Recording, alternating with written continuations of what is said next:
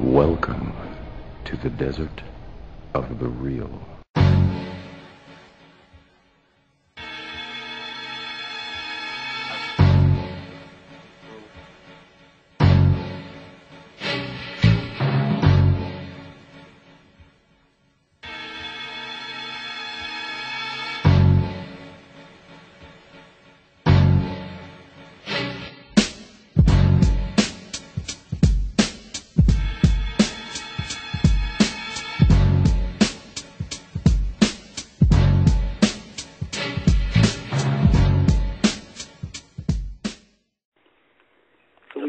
Get into our heads is, we don't control jack shit in this country. That's why I find it so laughable when dudes is talking about building a nation inside of the United States. Yeah, okay. You don't even have a port, an airport or a seaport that we control inside the United States. You don't have no natural resources that you can build and manufacture with, so you got to import that. Where are you going to import from? Who are you going to import with? And what are you going to trade with? The only thing that we have to trade with is labor, and I'm sorry, but the Mexicans is ahead of us in that department. Yeah, they got a better offer. So anybody that's thinking about this, we're going to do this here, get the hell out of here, man. That's people who don't understand what nationhood is. They don't understand what infrastructure is. And I tell you, as a nationalist, I just feel I don't even think about it too much because I'll get crazy frustrated if I do. It's crazy being in a position where you're at the mercy of somebody else's information. Oh, yeah. The only reason why we know Hurricane Irene was even on its way here is because we're dealing with other people's infrastructure, other people's satellites. No, right. And more importantly, what other people deem as newsworthy and front-page newsworthy, and what they say we don't want you to know exists unless you just happen to just do your own research, or we got you so caught up in this, chances are you won't. And if you did, it's nothing that on a global level, we've already feeding them what we say is newsworthy on every single station that they can listen to. You're ranting on Blog Talk Radio, on Facebook or whatever, YouTube. We're not concerned about that. It's not going to be able to affect our policy in time. Yeah. But, we don't want a nation. I mean, I've had so much fights with Negroes online about nationhood that it just seems to me like it's a calculated effort to keep us in the position that we're in because it serves the interests of so many people for us to be in that position.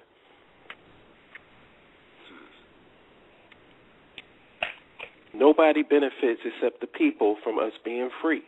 The people in the position right now, they caking out. Think about it. If you've been struggling for 60, 70 years, and the same players are in place, supposedly heading the struggle, what do you think is going on? Yeah. Right. These people got a vested interest in your black ass staying in the same position that you in, and they benefit from that.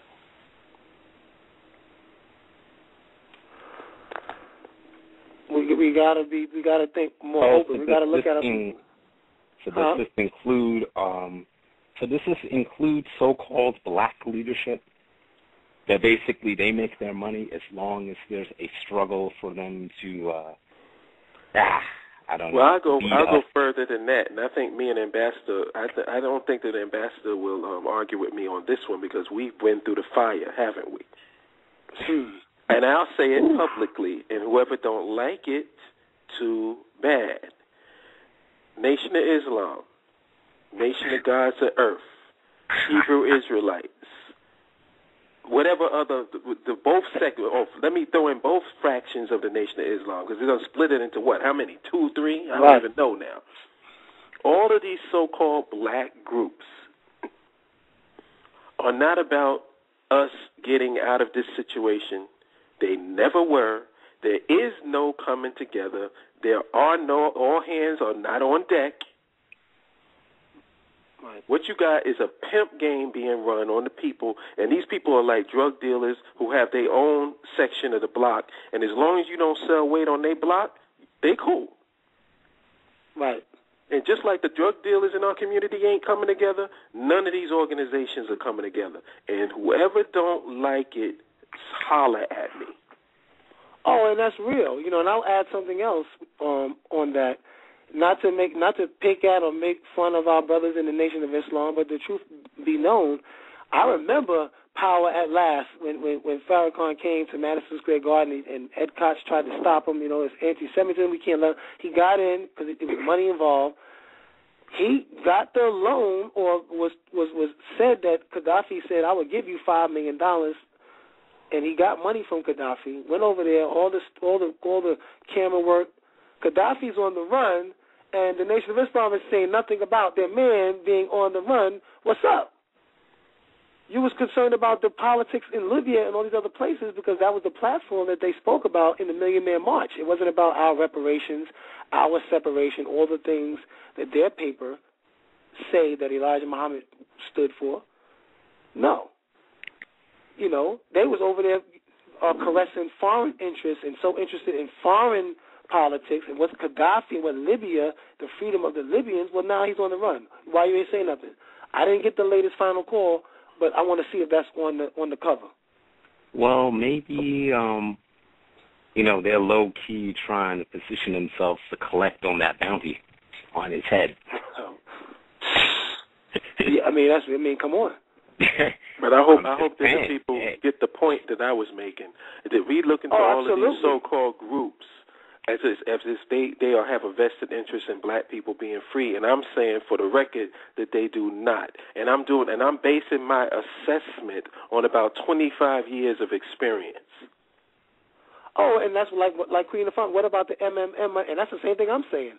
I'm backing you 100%. I'm even going to the character of how you could be rolling with somebody when the money's coming in. He's going to finance you.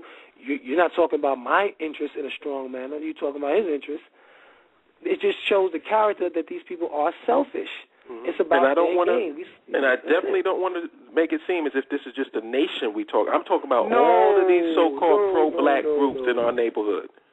Would this also would this also correlate to the Cherokee Nation upholding their decision to take the freedmen off the rolls of being members of the tribe?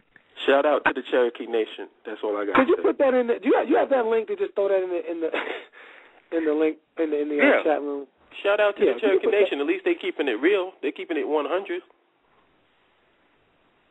They saying, no, we ain't down with you. Right. Mm-hmm. I'll get the link and I'll throw it up there.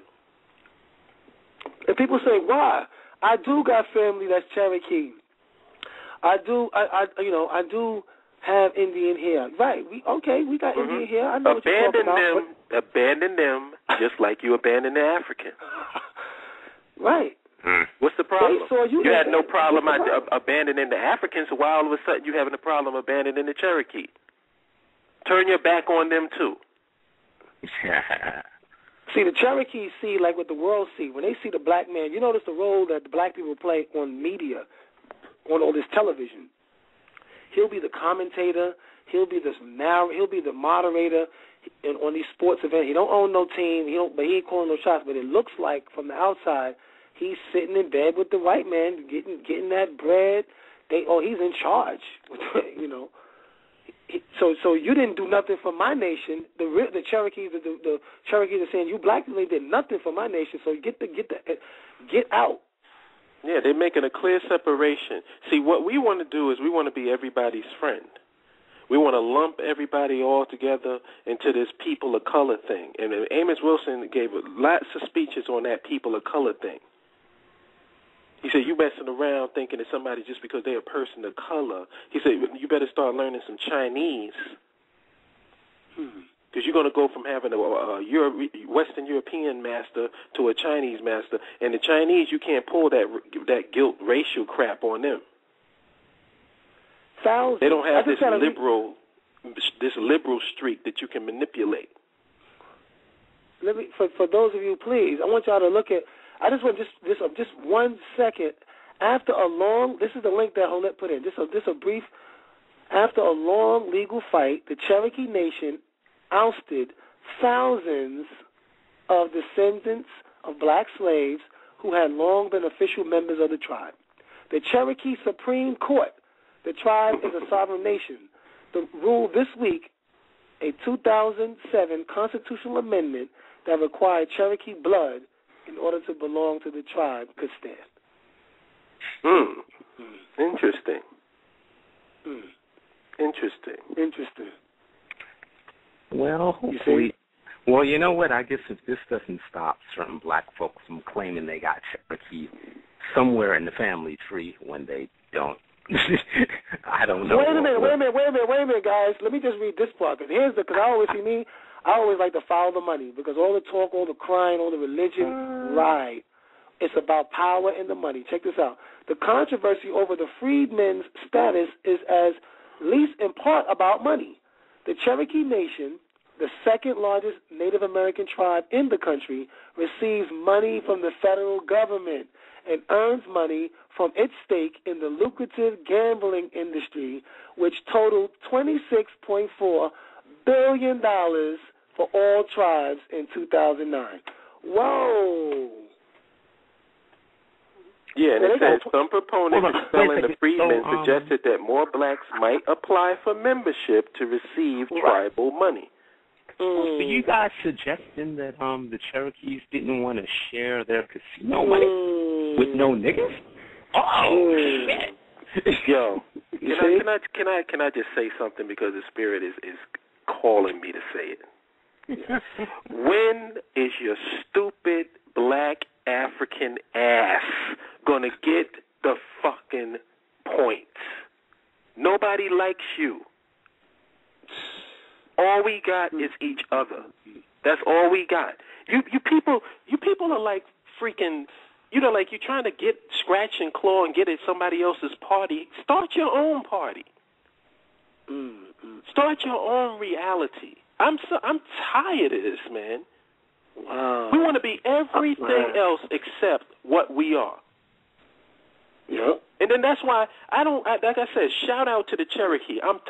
I love it when you get smacked in your Negro face. Right. I love it when people finally tell you the same goddamn thing that I've been telling you all of these years. Nowhere to run, nowhere to hide.